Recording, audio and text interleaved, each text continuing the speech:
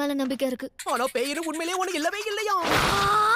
நீ சொன்ன எல்லாத்தையும் நான் பொறுமையா கேட்டேன்ல. ஆனா நான் ஆரம்பிக்கிறதுக்கு முன்னாடி நீ முடிச்சிட்ட. நீ மட்டும் ஏலியன்ஸ் இல்லன்னு சொல்லலாமா? உனக்கு ஒரு விஷயம் தெரியாதுன்னு நினைக்கிறேன். என் பாட்டி பேய் கூடலாம் பேசுவாங்க. என்ன? நீ இந்த பேய் படம்லாம் பாத்திருக்கியா? இந்த படங்கள்ல வர மாதிரியே அந்த பேய் பாக்குறதுக்கு பயங்கரமா முகமெல்லாம் சுருங்கி போயிருக்கும். 2 நாள் சாப்பிடலனாலும் மூஞ்சி சுருங்கி தான் போகும். ஏலியன்ஸ்க்கு ப்ரூஃப் இருக்கு, பேய்க்கு ப்ரூஃப் இருக்கா?